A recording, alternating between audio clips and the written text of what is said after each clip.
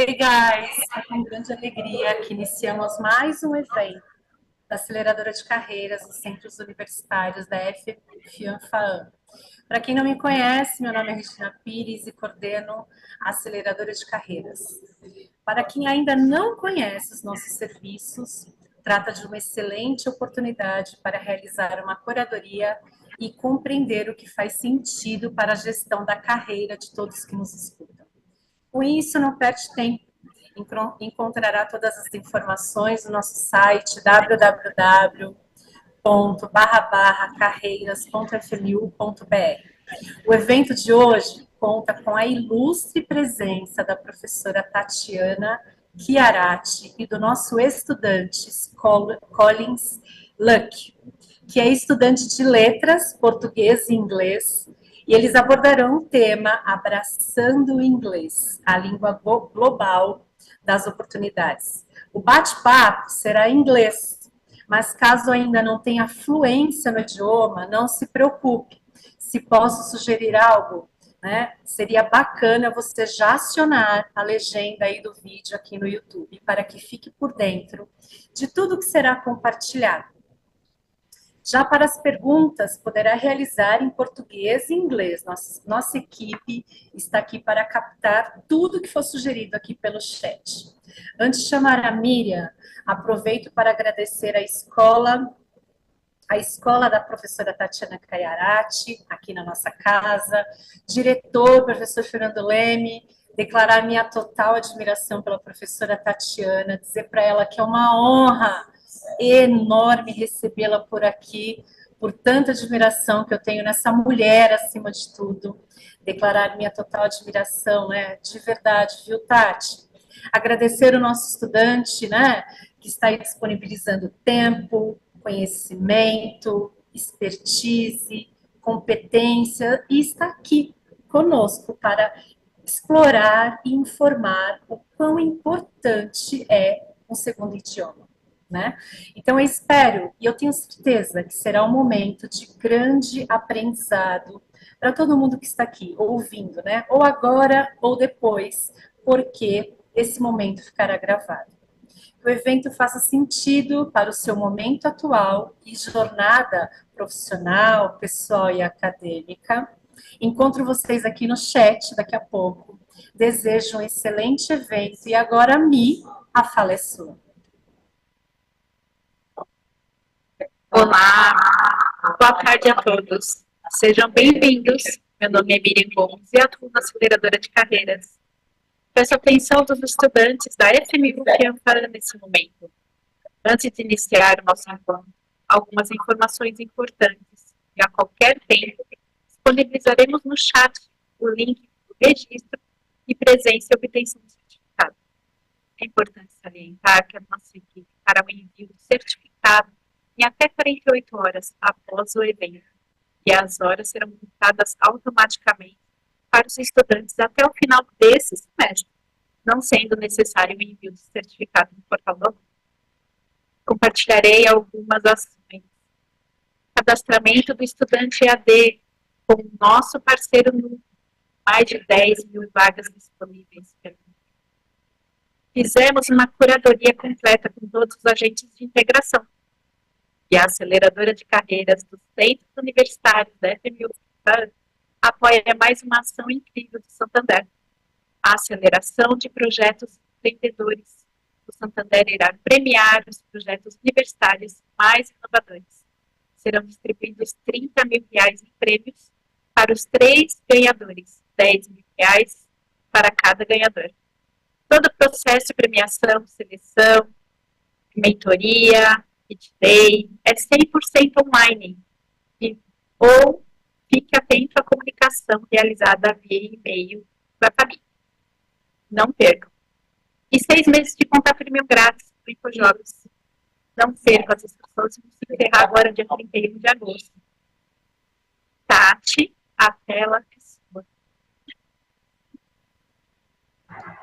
Muito obrigada, Miriam. Muito obrigada, professora Regina. Aqui eu faço muito gosto de estar aqui com vocês, né, nessa importante palestra, e trazer um aluno tão dedicado, tão especial como o Collins Luck, né? Vai fazer essa palestra para nós. Collins, the word is yours. And talk about your experience for us, how English teacher, where are you from, about your life for us, and how the importance of the English in a globalized world. Like behind me, we have a globalized world. And please, talk for everybody. The word is yours.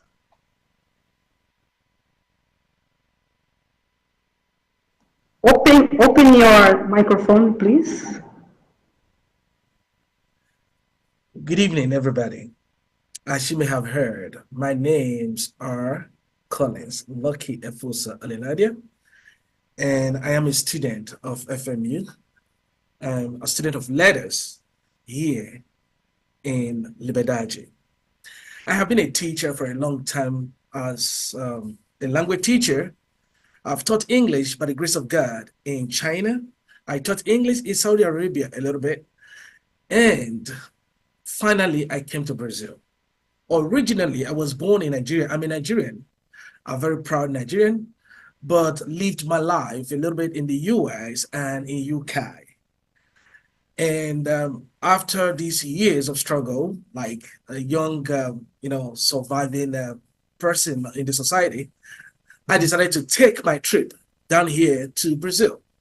And I have lived in Brazil for almost 11 years now, ups and downs, and everything has happened. But notwithstanding, I have found Brazil to be my place of abode. Having said that, that is talking about my little introduction. Today's topic is very, very, very important to me, not just as a teacher, but as a citizen of the world, first. Second, as a student of letters. And third, as somebody who is presently, living in a world where there is what we call political work. So when I mean political work, I'm talking about today, it is generally believed that certain people are of certain belief and others are of certain belief. And based on that fact, we tend to have some discrepancies. I am not going to say that what I'm going to deliver today is going to cure all these discrepancies, but I'm just going to deliver my own opinion, and which might be subject to debate later. So the topic this evening is embracing English, the global language of opportunity.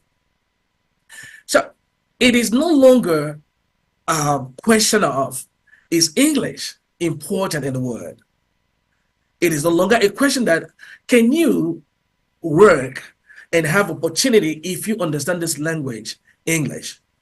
It's no longer a question at all. It has been established that when you learn and have the knowledge of English, your horizon is broadened. Not only broadened, you also have that opportunity to mingle, to expand your sphere of business, and to meet new people in the sphere of businesses around the world. I remember when I was working in China teaching English, I had the fear when my friend invited me over to Beijing to teach English. I was scared. I said, okay, how am I going to teach English to people who at that point in time, believed might not even have a word in English?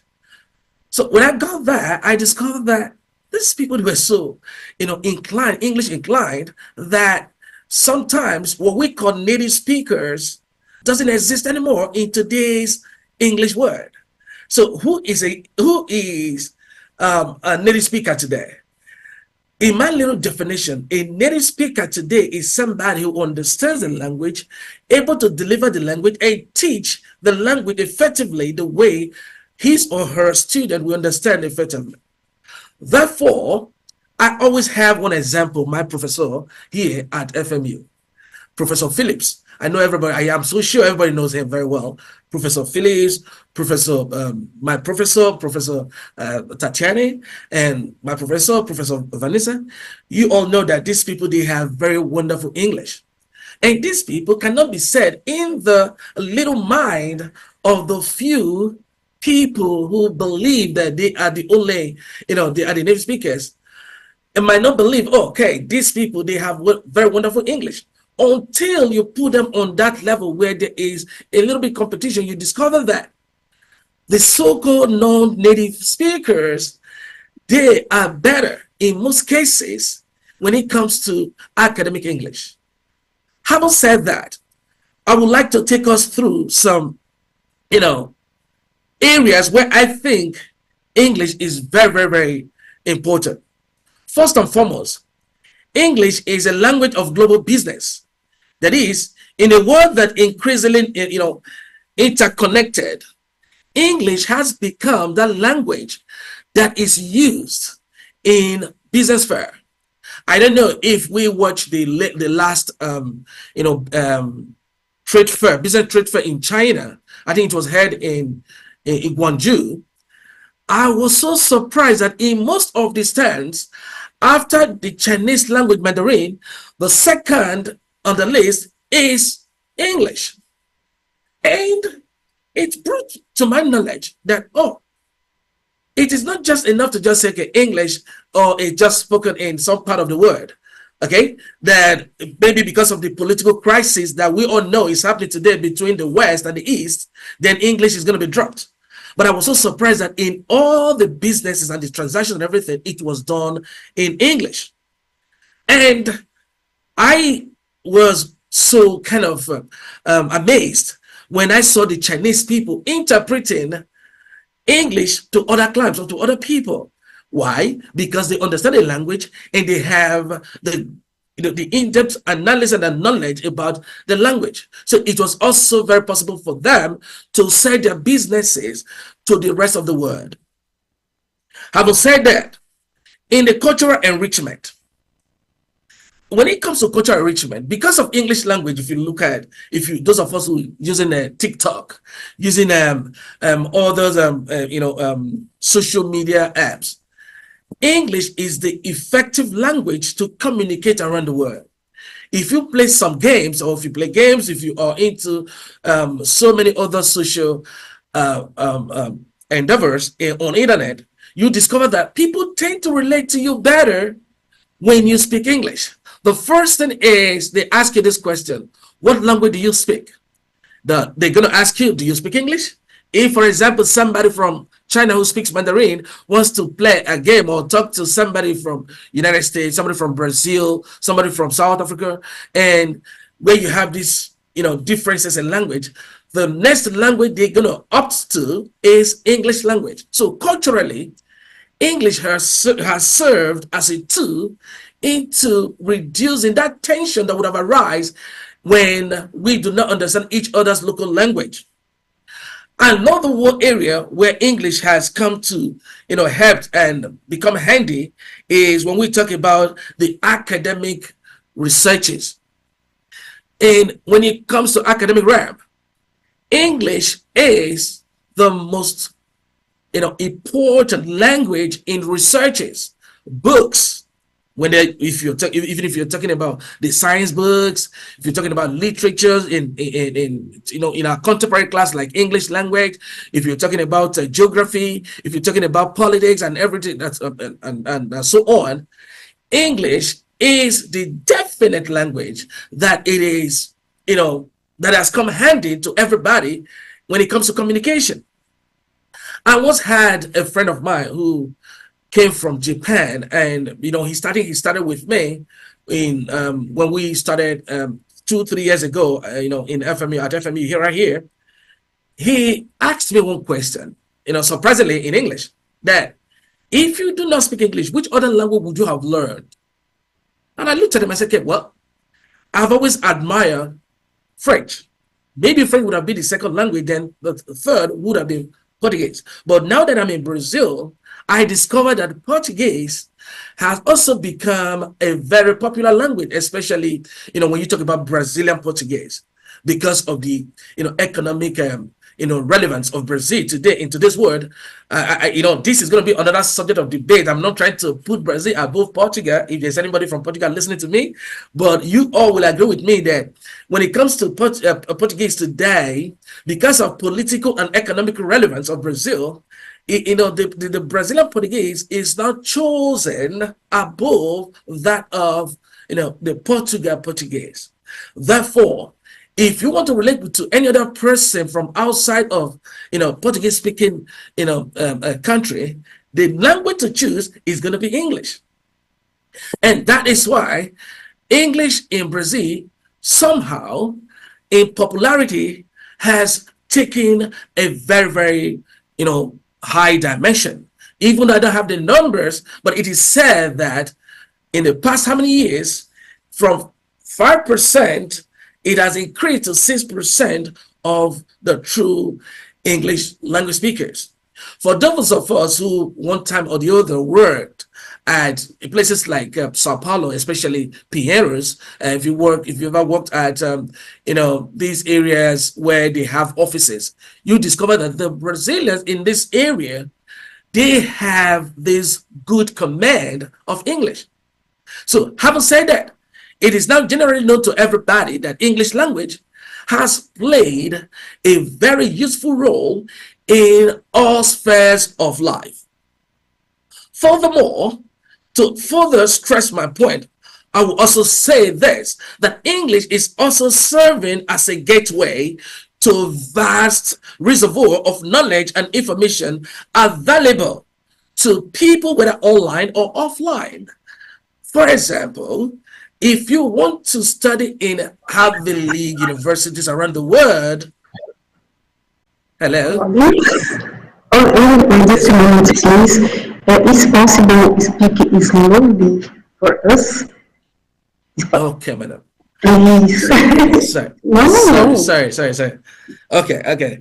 So Thanks. the point I was making was that English is serving today as a gateway to other sphere.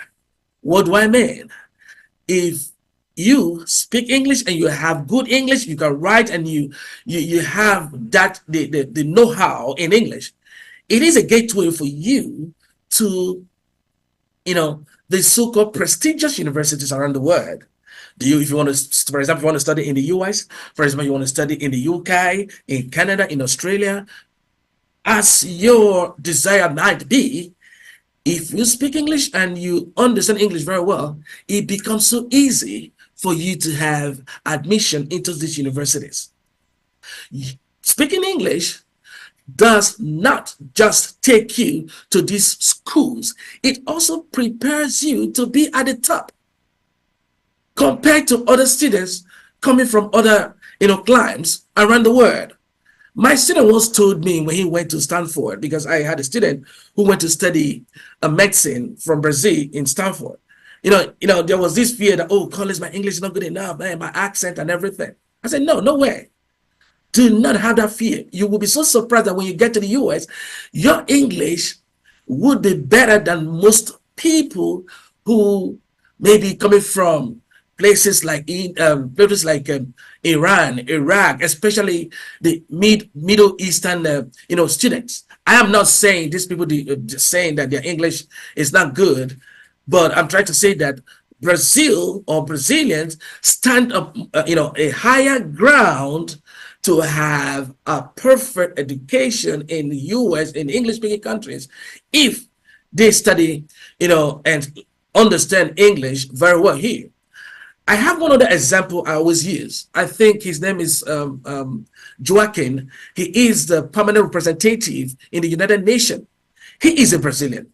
He doesn't use Portuguese whenever he's addressing the United Nations. When he speaks, you see people standing up in ovation and clapping. I once heard Lavrov. Lavrov, if for those of you who don't know Lavrov is the foreign minister of Russia. Lavrov once asked him, "Are you a Brazilian or a British?" They all laughed. And he asked, "Why are you asking?" He said, "Because your English is so sound that I would think you are a native speaker." Why am I using this? I'm using this because so many people might come to you that, taking you to the prejudice in the language that, oh, because you're not speaking like Collins, because you're not speaking like Professor Phillips, then your English is not good. That is not ideal opinion. That is not accepted in English word, not even among the native speakers, because your accent and your pronunciation sometimes comes from the cultural tongue, your cultural tongue, from the geographical location you are from.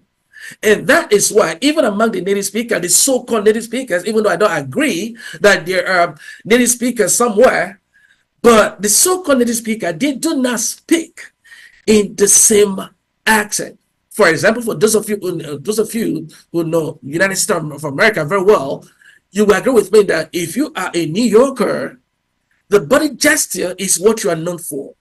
If you are from Massachusetts, they understand you with the way you speak, that you speak directly, academically. That is why you see people ask you, oh, excuse me, where you're from? I say, oh, I'm from New York. What are you asking? Oh, your body gesture. Oh, excuse me, you're from, oh, I'm from, for example, I'm from Maryland. Oh, why are you asking? Oh, because of your clean and, Queen's English. So therefore, accent should not be used to deprive people of speaking the language, because our accent originally is natural. It should not be used at all to discriminate against anybody speaking, because this has reduced people's, potentials. It has reduced people's confidence, embracing the language. Now it takes me to standard. Thank God I have a wonderful professor, Professor Phillips. I used to believe, oh, English standard, if you don't speak British English, then your English is not good. Until I came to FMU, then being a native speaker, we just speak English, blah, blah, blah, blah, just like that. But when it comes to academic English, we never knew, especially those of us who did not study English from university. We speak the language, but we did not study English. But when I came to FMU, I was redirected by Professor Phillips and other professors to let me understand that standard in English is not uniquely, uniform around the world. What is standard? The standard of English is defined according to the academic environment you are in and the acceptability of it in that part of the world or geographical location or wherever. You all know that, for example, the words used in English in America sometimes differs in the way it is used in Britain. I will give you an example. When we say, sometimes the American will say napkin, okay, napkin.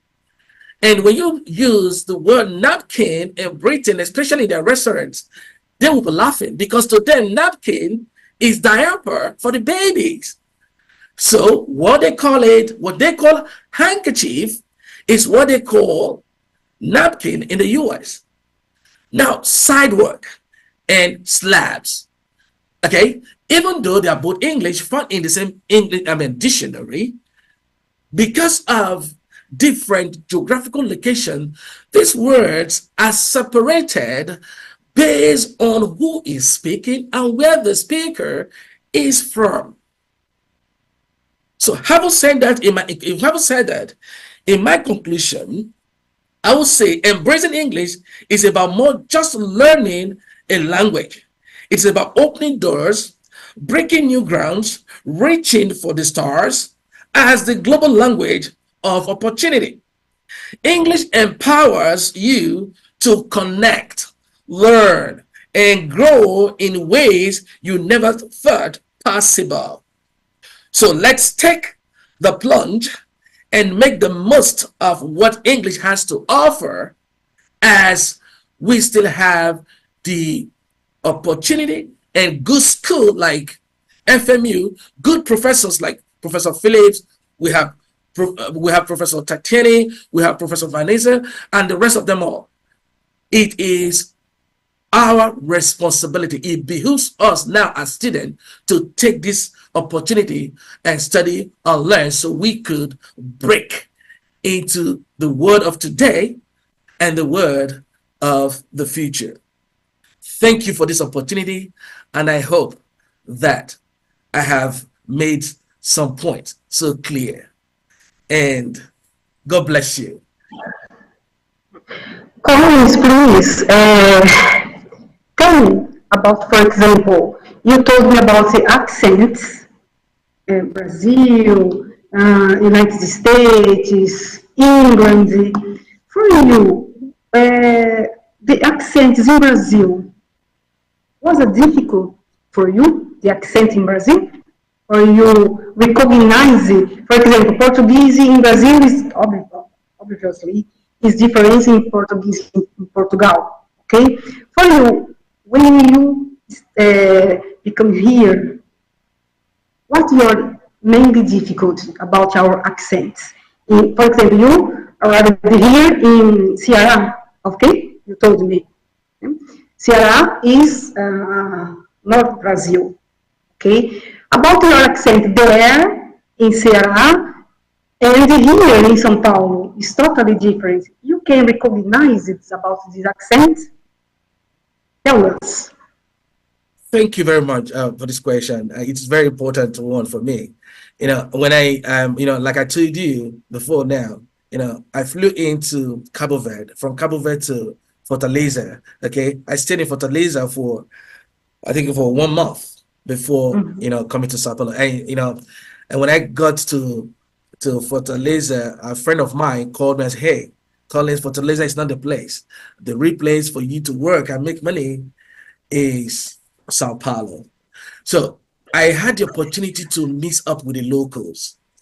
Then I understand that they have different accent, different from, at that point in time, I never knew that the accent was different until I came to Sao Paulo. Okay, but even at that, there's what I call individual accent. For example, when they say biscoito, desculpa, okay, desculpa, these words, okay, even though it is a tag on these people from the north, but not everybody speaks like that. Then when I came to Sao Paulo, I discovered that, oh, Sao Paulo was a different ball game. Sometimes when my family tried to convince me to tell me, oh, we have a Brazilian friend here. What are you doing in Brazil? Why are you saying that? Blah, blah, blah. Then I always tell my family or my friends, look, you know what? If you take Sao Paulo from Brazil and make Sao Paulo a country, Sao Paulo is better. I'm sorry to say this, though for those of you who love New York, Sao Paulo is better than New York or at par. Why did I say so? It tends, when it comes to different kinds of people, you have the very educated people, you have the not so educated people, and you have the non-educated people at all. The same way it is in most societies around the world. I know so many people might describe it with me. So when it comes to that accent, I quickly understood that, oh, the variance is not because of somehow totally depending on the geographical area, but it's also about the individual. The difference is there when it comes to Portuguese. Thanks. Other doubts. You told in your lecture that you stayed in China, Arabia Saudita, yes? There, tell us about your experience teaching English for people, different people around the world. First of all, China, I stayed in China for 1 year and 1 month. And it was wonderful. It was good. Beijing is cool. You make money. If as a teacher, if you want to teach, if you are just this kind of a person who is just looking for money, okay, you can go to China, you teach and you make money and everything. But if you are a person who believes in spiritual life, you want your spiritual life to be strengthened, you are outgoing person, you are a lively person, I think for somebody like me, I did not see China as the best place for me to live in. There is nothing wrong with Chinese people. Okay, but it's just that it did not play into my kind of person. So, but as a student, the Chinese people, they are willing to learn. Okay, it is about the book. It is about when they hire you, be my teacher. Okay, there is no flexibility. When I mean flexibility, that is, they are paying you for this class, maybe a class of 8 hours or 16 hours in a month. You must deliver that 16 hours. They are so serious about it. Okay, and there's no friendship. They don't establish friendship based on, oh, because you're my teacher, you're my friend. And no. It is business. Okay, so that is their own kind of life and everything. And for me, it wasn't. I believe as a teacher, you should be able to make create that environment of humility, not just humility, and that's having sense of humor. I have that sense of humor, trying to make fun of people, and you make fun of me as well. Okay, I'm not that kind of a teacher or a person who take things to heart. Okay, but when I take it to them, the way they take it to me, it became a problem. So I did really find it funny. Then I said, you know what? The next step is for me to move to somewhere else. I was invited by a friend of mine. I went to Saudi Arabia, Riyadh. Riyadh again, they are so rich. They are so wonderful people. You make a lot of money. So rich. They make, Hello? Can you hear me now? Oh my God. Hi, Collins. Moment, Hello. please. Okay, madam.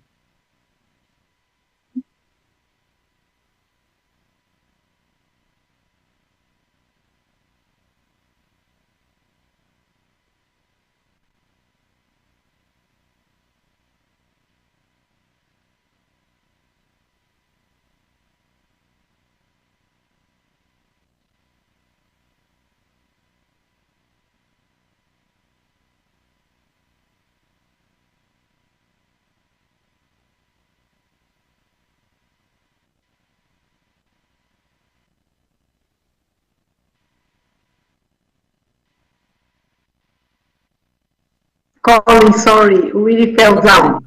Oh, But sorry. sorry. And thanks for Okay. your explanation. But Okay. we have some questions to our students for you. Okay, let's start for the number one. Number one, Bianca Costa. Collins, I would like to know if his accent, your accent, of course, is British or not, because it's very similar. British. This? A lot of people have asked me this question. In fact, they labeled me as a British speaker. Like I said in the beginning, I love the British pattern of speaking, or pattern. Let me make it British now. I love the British pattern of speaking English.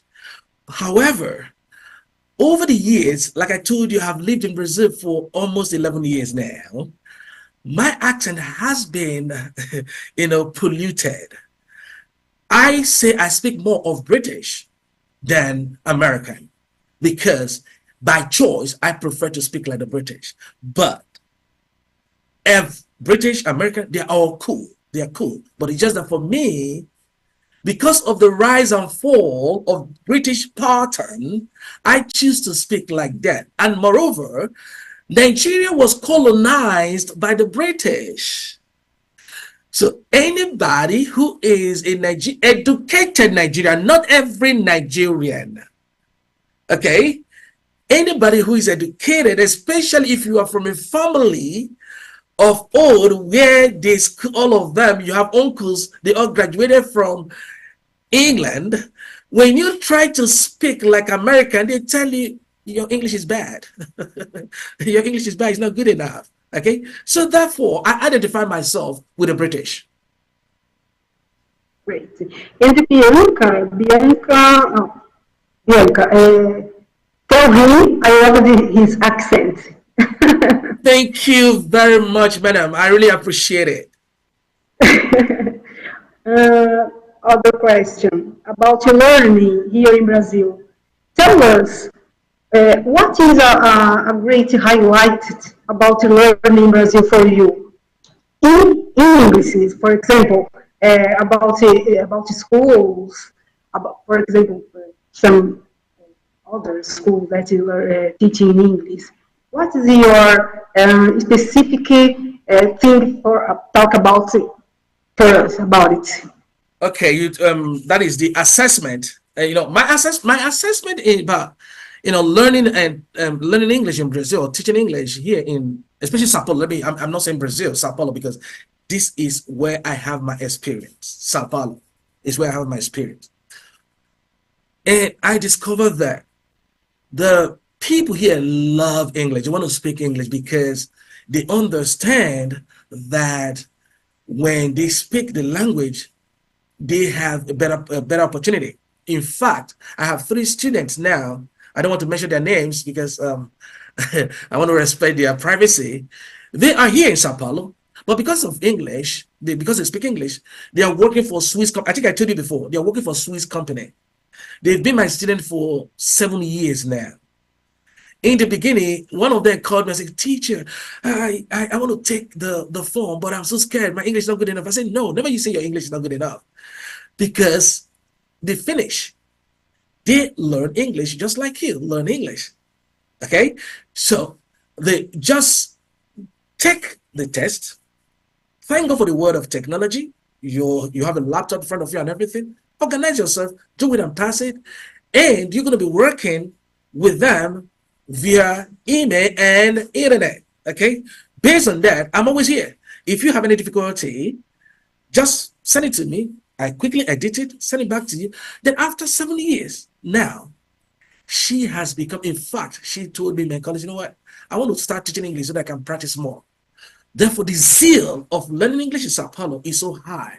But I think the method of teaching from the teachers' side now, the method should be changed a little bit. We should make it friendly.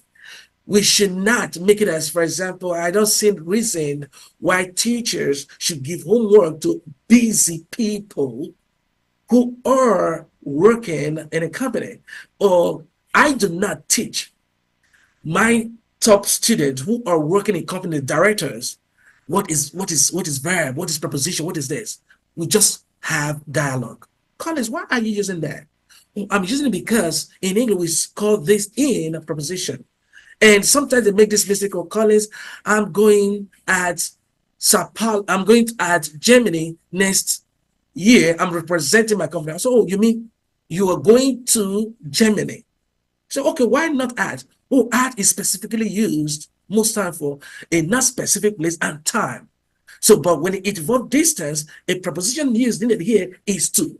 Oh, really? So when you engage your student like this in dialogue, not in rules of English, because rules of English or all the rules are boring. It drives even the native speakers away. Like, I told Professor Philip, I was telling Professor Philip, because I said, Professor Philip, you are a native speaker. He said, no, Collins, I'm not. I said, you are a professor. He said, why? The way you deliver the course, the way you speak, your accent, your deep understanding of the language. We speak English, but we cannot dissect it. So therefore, those who are serious, those who have it, they are so good in English here in Sao Paulo. Great. Other questions here? Let me see. What's the main attitude for who is starting learning English, please? First of all, like I would say, first of all, you must like the language. Do not be forced to learn the language. If you are forced to learn the language, to learn it, you cannot learn anything. If you love it, okay, that's number one criteria. The second, how useful it is to you in your career. I have some students, they learn English for different things. Some of them is to travel. So I teach them based on traveling, you know, vocabulary associated with hotels, transport, direction, you know, small talk, you know, I just teach them that. For those who are in the business area, I use some books. I don't know if some of our audience will know this book called Market Leader. Market Leader is full of idiomatic expressions, phrasal verbs, and the rest of them all. And I discovered that most of my students, even though they've been speaking English for a long time, when they go for conferences, they always come back to me to say, Colin, how come I didn't understand? I said, okay, record it and bring it back. And I discovered that it was based on business idioms and phrasal verbs. Okay, then I opt to teaching them phrasal verbs, idiomatic expression in business rather than teach verbs, preposition, blah, blah, blah, blah.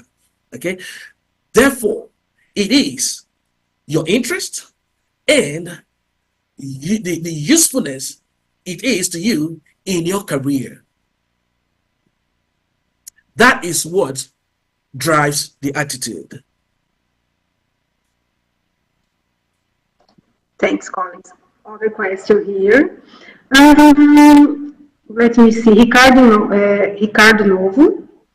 My question is, will he need to continue his career in Brazil or TV for the other country?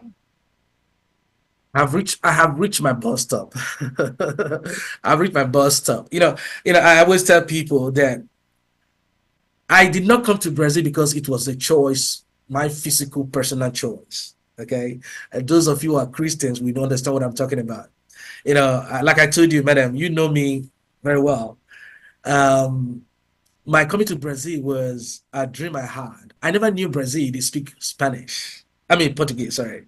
I used to think that they speak Portuguese. I was in London when I had a dream of, you know, about bon dia. Remember, you know, bon dia. I didn't know a word called bon dia in my life.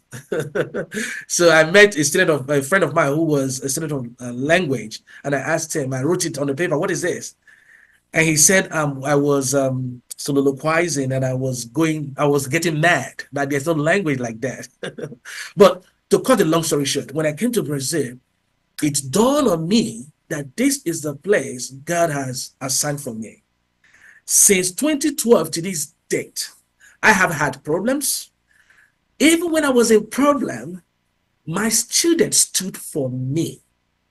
You know, the love I had, the love I received, and coupled with the dream I had, then I discovered, okay, I've been to China, I've been to Saudi Arabia, even though I made more money there than I'm making here. But those of us who are travelers will understand something, that it is not where you go to that matters. It is where you have your happiness and love.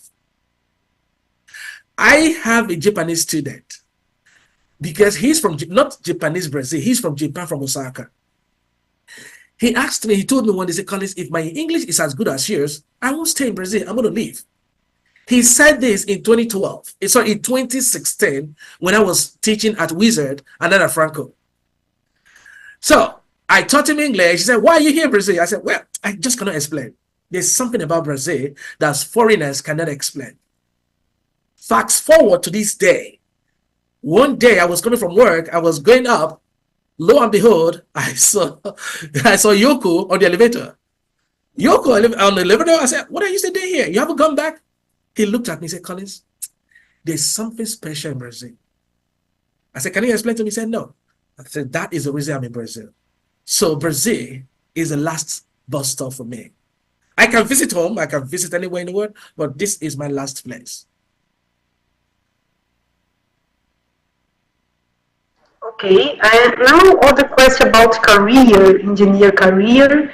Here, for example, Collins, Bianca Costa asked if you are a Unitarian guy.